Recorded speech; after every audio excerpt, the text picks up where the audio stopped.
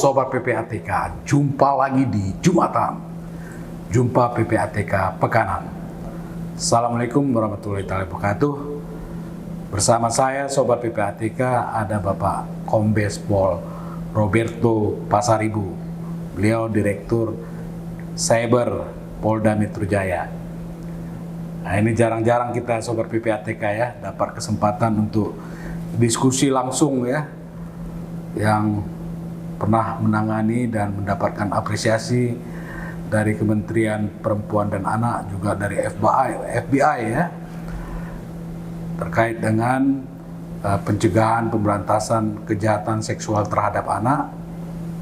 Dan selain kejahatan seksual terhadap anak ini, marak juga terjadi seks ya, tukar-menukar pasangan sekarang ini khususnya di kota-kota besar. Nah, Sobat PPATK, kejahatan seksual terhadap anak ini Indonesia itu nomor 4 terbesar di dunia dan menjadi perhatian dunia juga ya kejahatan ini, karena saya melihat lembaga-lembaga internasional seperti FATF ya, kemudian Interpol, lalu kemudian berbagai organisasi dunia juga sekarang sedang menyorot kejahatan yang begitu masif yang terjadi. Dan perputaran uang dari kejahatan seksual terhadap anak ini di Indonesia itu juga cukup besar ya, miliaran ya, puluhan miliar bahkan ya Pak Roberto. Nah, ini pengalaman Pak Roberto nih dalam menangani kejahatan seksual terhadap anak. Khususnya sebelumnya ketika menjadi Kapolres Bandara Soekarno-Hatta punya keberhasilan ya, tim Pak Roberto tuh menangkap para pelaku ya, dan ya cukup ini ya, saya kira ya, kepolisian kita dalam menangani kejahatan seksual terhadap anak. Kita dengar bagaimana pengalaman beliau nih Sobat PPATK. Silakan Pak. Assalamualaikum warahmatullahi wabarakatuh. Waalaikumsalam. Selamat siang, salam damai sejahtera, Om Swastiastu, Namo Buddhaya.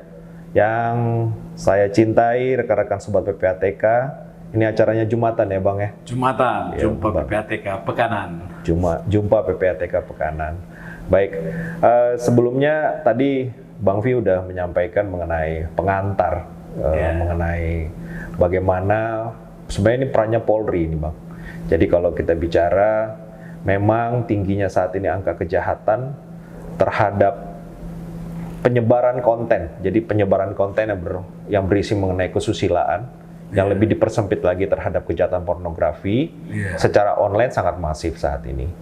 Kalau tadi saya sudah boleh katakan bahwa memang kami concern untuk ikut ke dalam penanganan ini, baik secara internasional itu sebenarnya dari tahun 2008. Oh, sudah sejak lama ya? Jadi tahun 2008, ketika kami masih berdinas di Subdit Cybercrime dulu namanya, masih belum menjadi direktorat, di bawah pimpinan saat itu pangkatnya masih Kombes. Jadi Pak Petrus Reinhard Kolose, itu beliau menginisiasi bersama agen penegak hukum internasional, yaitu pada saat itu FBI, membentuk satuan gugus tugas yang bernama, dulu namanya Innocent Images International Task Force. Pada saat itu masih 12 negara, termasuk salah satunya Indonesia.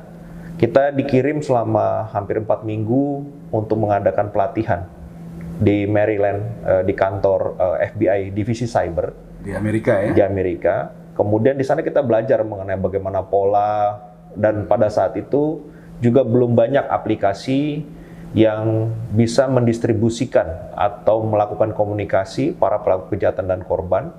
Ini hanya masih terbatas. Pada saat itu masih dikenal Friendster, kemudian chat yang masih bersifat sangat konvensional kalau dibandingkan dengan saat ini. Nah, kemudian cara mengirim data pada saat itu masih menggunakan email atau juga menggunakan link yang hampir sama seperti kalau sekarang kita kenal seperti salah satunya Google Drive. Ya. Juga ada namanya Giga Drive dan sebagainya. Itu aplikasi yang harus kita pelajari di saat kita di Amerika selama 4 minggu tersebut.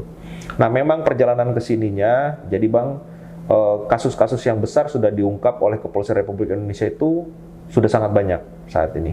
Jadi termasuk juga ketika kami berdinas Sebelum ini menjadi direktorat, dulu masih namanya Subdit di Polda Metro Jaya. Iya. Sekitar tahun 2018 kita juga pernah mengungkap kasus yang cukup besar.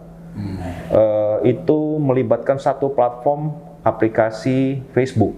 Jadi kita bekerja sama dengan FBI tadi dari Satuan Gugus Tugas Violent Crimes Against Children International Task Force. Itu kita bekerja sama, dan dengan Facebook juga itu kita menemukan hampir ada 8.000 member yang mereka bertukar atau mendistribusikan konten-konten terkait anak ini secara live. Jadi Itu cuma lewat platform Facebook ya? pada saat itu dengan platform Facebook, kemudian dipindahkan lagi dengan beberapa platform komunikasi, salah satunya seperti Telegram, dan ini melibatkan 49 negara. Jadi kita inisiasi pada saat itu untuk dorong untuk semua negara-negara melakukan proses pengungkapan tersebut, dan itu berjalan. Nah, seperti kemarin juga mungkin kita dengar juga ketika di bandara juga sama, itu proses penangkapannya sebenarnya melibatkan juga jaringan internasional. Jadi ada 2 warga negara Amerika yang ditahan. Dari sana dikembangkan juga bahwa ternyata jaringannya ada di Indonesia. Jadi ada 5 tersangka yang sudah kami tangkap pada saat di bandara itu. Memang dari 12 korban anak, hanya 8 yang bisa untuk kita lakukan penanganan dengan melibatkan dari Kementerian PPA dan KPAI. Dikarenakannya ada kendala-kendala dengan orang tua korban pada saat itu. Polanya itu seperti apa ya Pak Roberto? Dari 8.000 itu angka dari Pelaku kalau bicara yang kemarin bicara mengenai di perkara tahun 2018 yang kita kenal dengan namanya Loli Candy Case. Nah, jadi polanya itu seperti ini sebenarnya. Anak-anak ini kan dalam usia yang sangat rentan. Mereka memiliki usia antara berapa tuh? Ada yang dari usia di bawah 10 tahun, 5 sampai dengan 10 tahun, dan rata-rata di usia 14-15 tahun.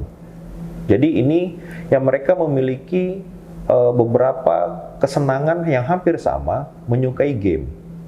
Jadi awalnya dari game, kemudian para pelaku-pelaku yang kita katakan sebagai predator ini, mereka menyamar seolah-olah sebagai teman yang sebaya.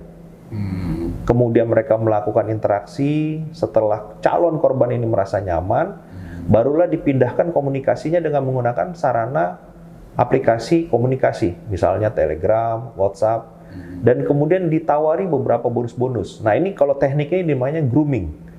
Jadi grooming itu bagaimana meng-create atau menciptakan situasi yang nyaman terhadap anak-anak ini, sehingga mereka nanti menuruti ketika pelaku ingin memberikan instruksi-instruksi yang pada ujungnya nanti mereka bisa memperoleh dokumen-dokumen elektronik berupa video ataupun gambar di mana berposenya itu melanggar kesusilaan.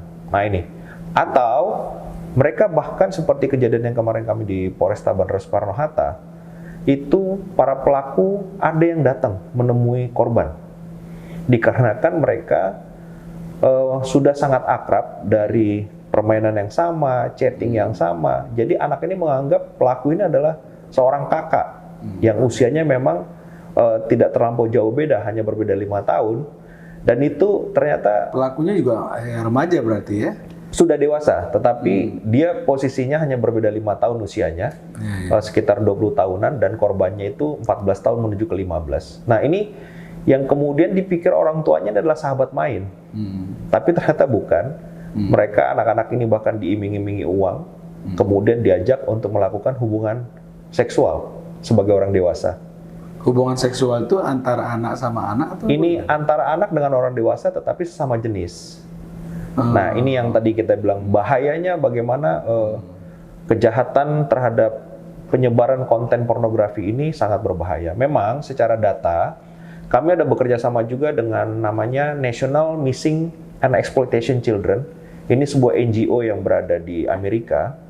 Seluruh platform dunia yang memiliki untuk pertukaran data atau distribusi data, itu mereka mewajib laporkan apabila ada temuan terkait masalah konten pornografi, terutama anak, untuk dilaporkan kepada sistem portal yang sudah mereka siapkan. Nah, dari sana, nanti National Missing and Exploitation Children itu akan memberikan namanya cyber tip line kepada seluruh agen penegak hukum di seluruh dunia. Ya. Itu bisa melewati Interpol atau langsung kepada kita yang tergabung dalam satuan tugas yang ada yang seperti tadi sudah saya sebutkan. Dengan 12 negara anggota itu ya. Sekarang sudah menjadi 60 negara. Cepat sekali itu ya, perkembangannya sekarang menjadi 60 negara. Dari 2018 ke 2008. Dari 2008 sekarang ini sudah menjadi 60 negara.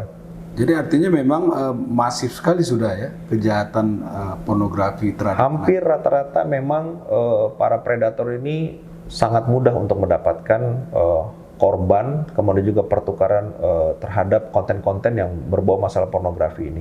Nah, kemudian ada juga kendala di kita dengan pihak luar negeri di dalam adanya disparitas hukum, perbedaan hukum.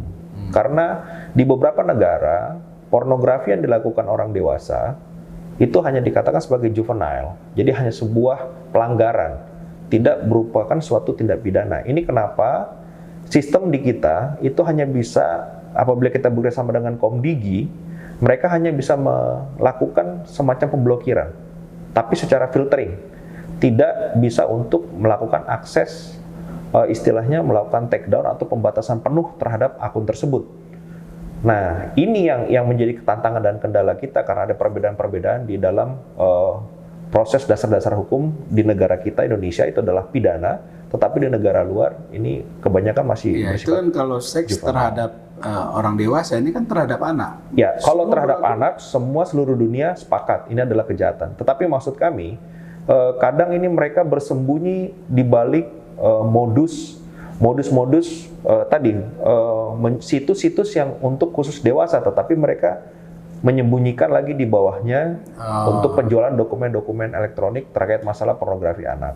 Jadi dalam situs itu ada pornografi dewasa, tapi disisipkan konten untuk anak, seperti itu. Atau mereka juga ada, misalnya tadi kalau dikatakan seperti kemarin kami mengungkap masalah kasus pesta seks atau swinger, ya, itu sebenarnya awal muasalnya itu karena kami ada melihat di salah satu platform, ya, itu coba untuk mempromosikan mengenai sarana penjualan seks online. Nah, kami melakukan undercover, tapi ternyata setelah kita cek ini lebih berbahayanya sudah melibatkan pasangan-pasangan yang merupakan keluarga dan bukan keluarga. Jadi menurut kami ini sudah sangat berbahaya karena terlampau open dan bisa berbahaya untuk anak-anak. Jadi fokusnya tetap kami adalah kepada usia anak. Nah, kalau swinger tadi itu kalau dewasa itu melanggar hukum?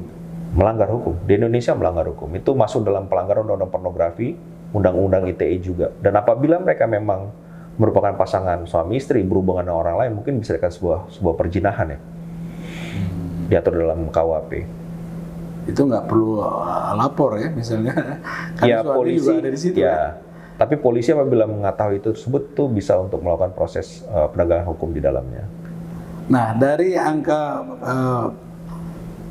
seksual terhadap anak tadi, ya, itu dari berapa tahun terakhir ini berapa banyak kasus yang sudah bisa diungkap? Kalau melihat di seluruh Indonesia, mungkin Indonesia lah, ya, secara Indonesia jumlahnya cukup signifikan juga. Ya, jumlahnya cukup signifikan. Tetapi yang tadi kami sampaikan bahwa mencari korban ini adalah bukan suatu jalan penyelesaian akhir. Kenapa? Begini, satu pelaku kita temukan ada 3.000 image. Image ini bisa dikatakan image dalam bahasa transaksi elektronik, ITE, itu terdiri dari video maupun gambar, foto. Satu pelaku? Ya, ada bisa kita temukan 3.000. Sampai 3.000 frame gambar dan video, ya? Ya, campur, ada video, ada gambar. Nah, bagaimana kita melakukan pembuktian terhadap korban-korban ini juga bukan satu hal yang mudah.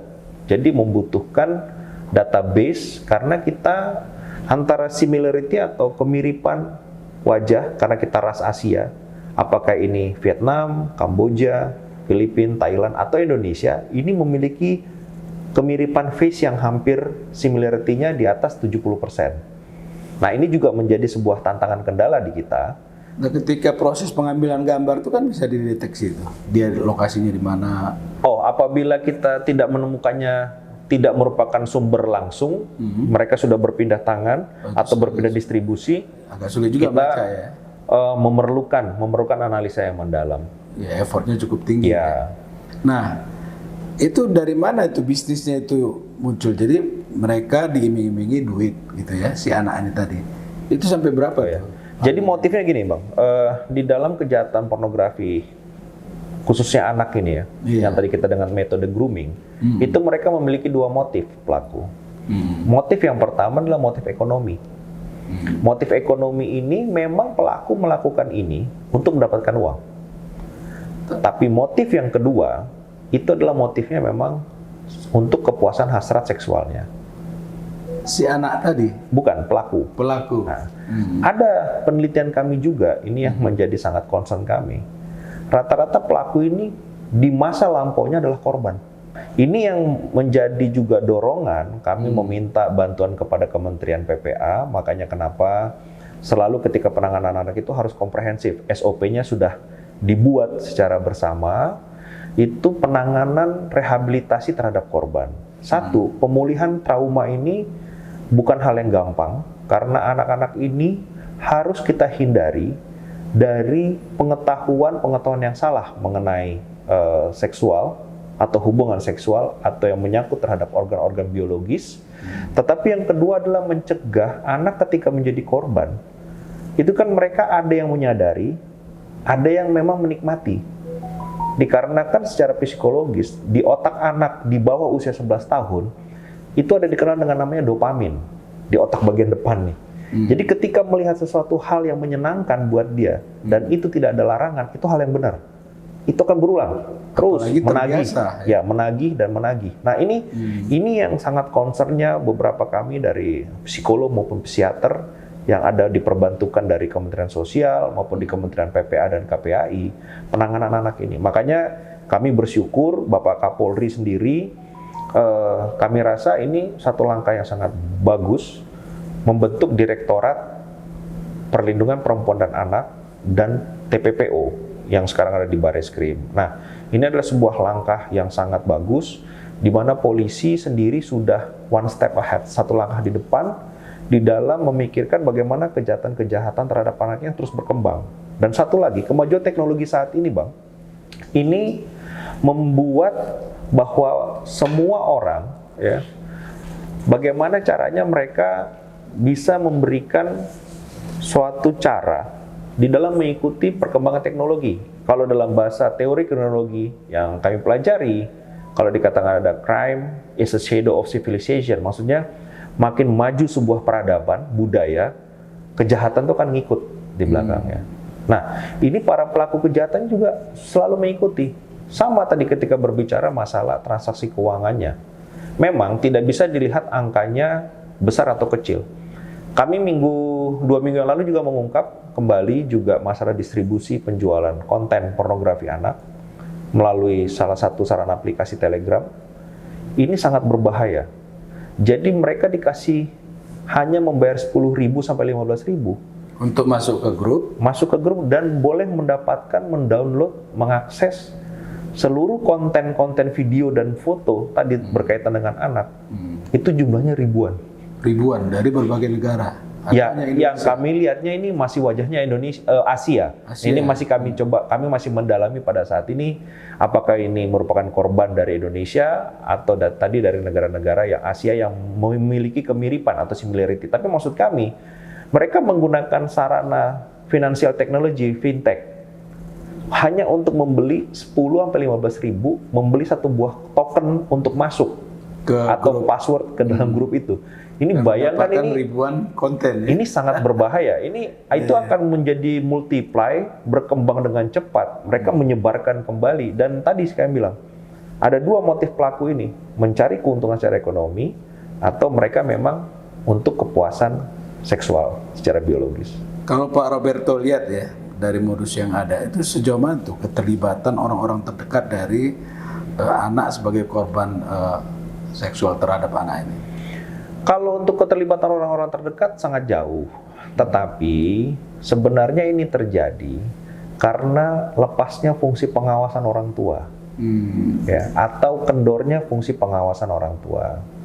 Terkadang sebuah sarana edukasi sekarang terjadi di rumah, lebih banyak menggunakan sarana teknologi informasi. Jadi ketika mengecek anak, sudah tidak lagi untuk mendatangi, cukup hanya melakukan video call, untuk bertemu, padahal ini kan dibatasi. Ada satu hal yang mungkin menurut saya ikatan psikologisnya hilang ya, Antara anak dan orang tua. Nah, kemudian bahkan juga banyak orang tua yang mungkin karena sebenarnya berpikir baik, ya, tetapi mencoba untuk menyibukkan anak dengan berbagai macam pelatihan, berbagai macam sekolah dan sebagainya, sehingga ketika waktu untuk bertemu itu sudah tidak ada. Mungkin kalau zaman dulu kan jam 6 sore belum ada telepon, harus sudah ada di rumah. Habis maghrib harus sudah ada di rumah. Saat ini mungkin anak karena kesibukannya untuk les ini, les itu dan sebagainya, ini waktunya hilang. Plus ditambah Sabtu Minggu memang pergi, sama-sama pergi. Tapi sama-sama pegang HP. Nah, ini tadi saya bilang tadi ya. Jadi yang jauh semakin dekat, yang dekat memang semakin menjauh. Nah, itu jadinya. Nah, ini mungkin sebuah pola yang memang harus kita berikan pemahaman bahwa pendidikan dan pengawasan terbesar itu adanya di orang tua. Bicara orang tua itu adalah ayah dan ibu. Jadi tidak bisa kita menitipkan mereka anak-anak ini ke sekolah. Terjadi sesuatu dengan anak-anak di sekolah yang kita salahkan sekolah dan guru. Padahal mereka juga guru memiliki anak-anak. Nah, ini jadi saya bilang multiply efeknya ini yang memang sebenarnya harus disadari, kembali lagi tarik kita adalah anak-anak di rumah dan orang tua. Pak Roberto, ya, kalau kita lihat modus di pelecehan seksual terhadap anak ini terjadi di berbagai negara, ya. Di 60 negara anggota tadi itu cukup masif. Nah, itu sama nggak modelnya antara katakanlah Indonesia dengan Vietnam atau Filipina atau Thailand atau bahkan di negara-negara lain Eropa misalnya?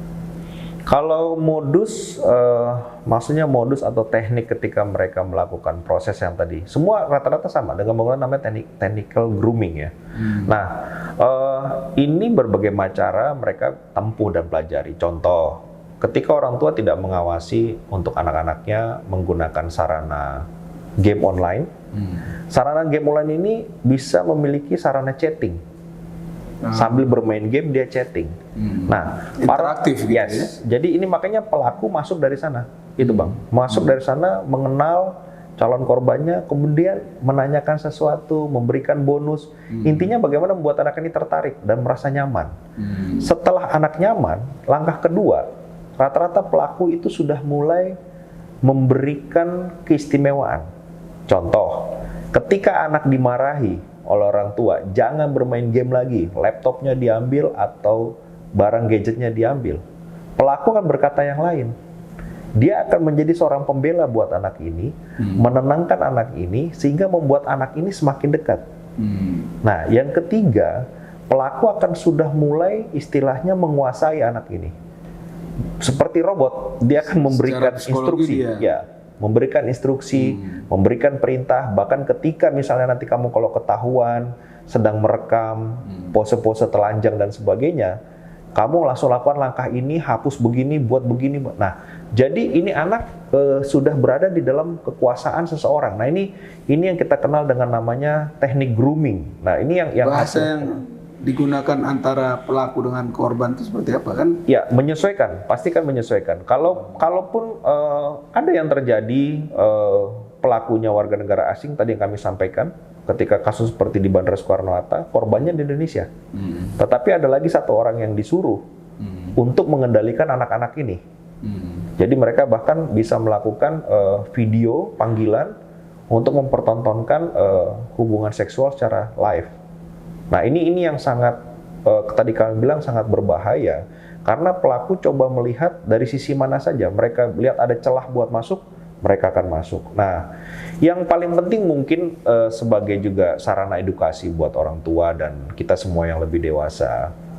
Yang pertama, kalau memang anak-anak kita masih di bawah umur, ya, di bawah umur 15 tahun, jangan diekspos terlalu berlebih di media sosial. Anak itu? Ya, terkadang kita mungkin ingin menontonkan sebuah kehidupan pribadi.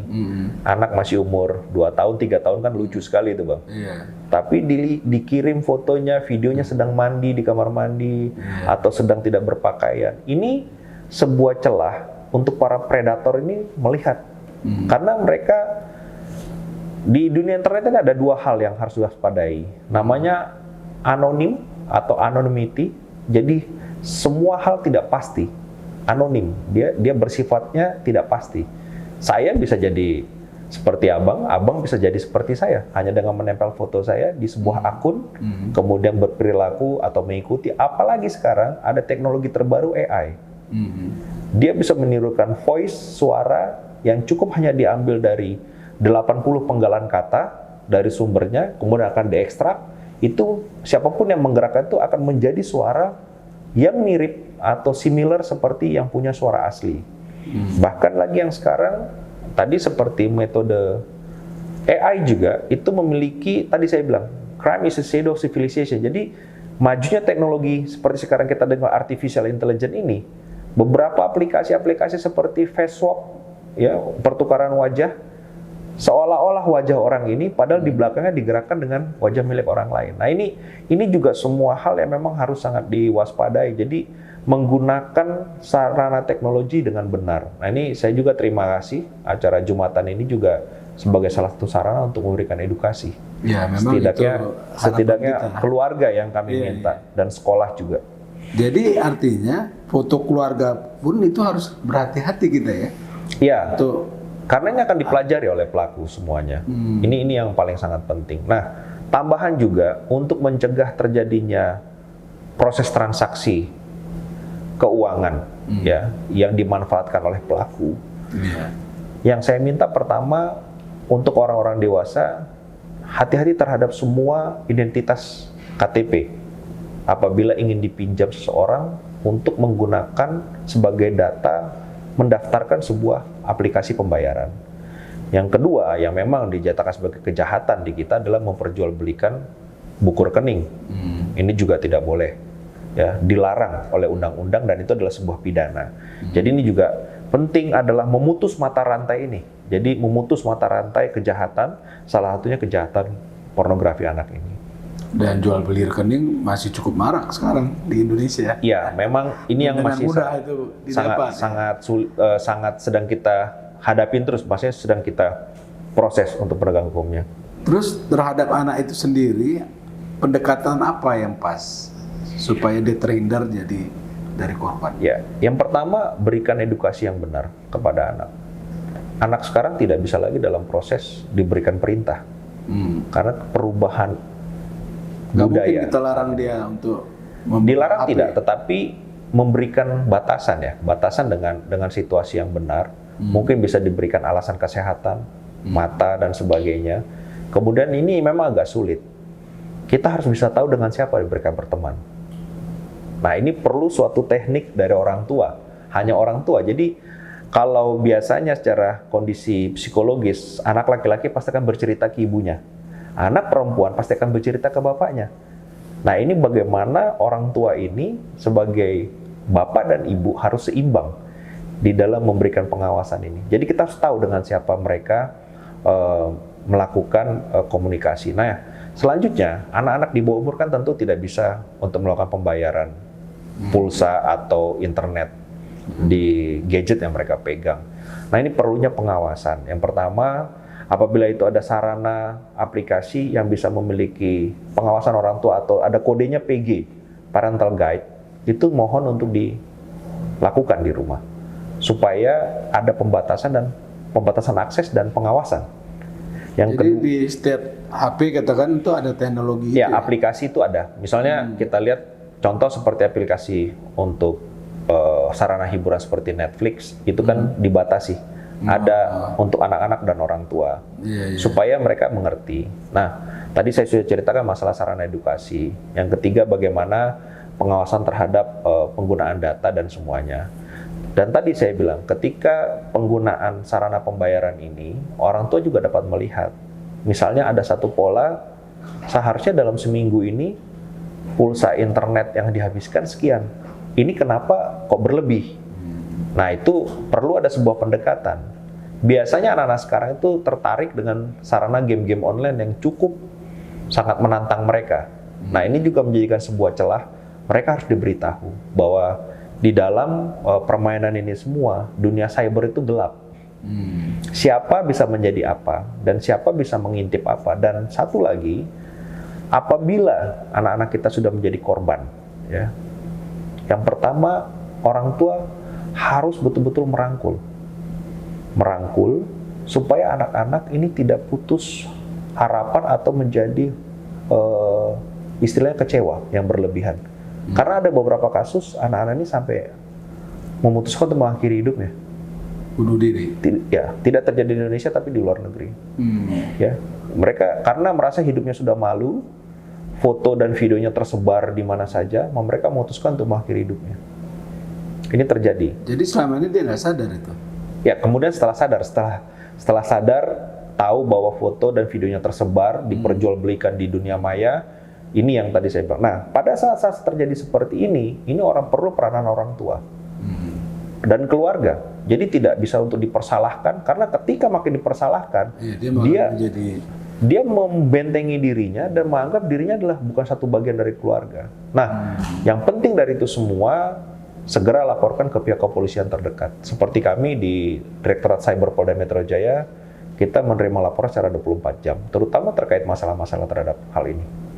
Nah, Bang Roberto ya, apa yang bisa dilakukan oleh Direktorat Cyber yang ada ya di kepolisian untuk membentengi masalah-masalah ini secara teknologi?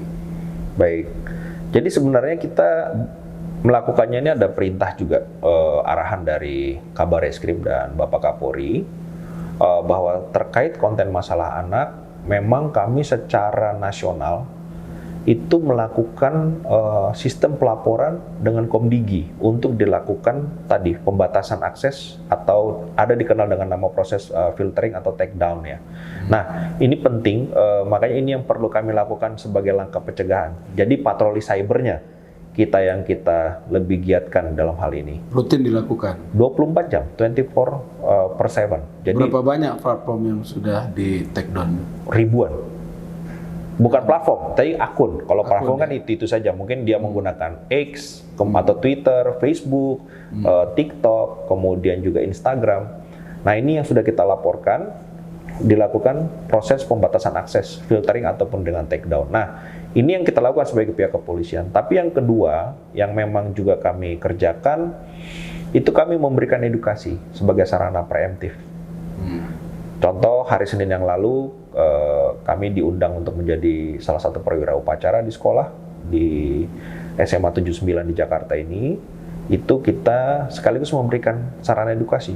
Jadi, terhadap kaitan kejahatan perjudian online, kejahatan pornografi, juga terhadap penipuan-penipuan dengan metode-metode yang misalnya ada love scamming dan sebagainya. Itu juga kita memberikan masukan kepada anak ini, mengenalkan bahwa ini adalah sebuah sarana yang dilakukan pihak kepolisian untuk mencegah. Jadi yang paling penting tadi adalah memutus mata rantainya. Ini yang paling penting banget. Yang kedua, menindak pelakunya. Dan yang ketiga adalah memerankan sekolah dan keluarga. Jadi kalau 3 langkah ini kita lakukan secara komprehensif, satu step ini sudah bisa kita amankan.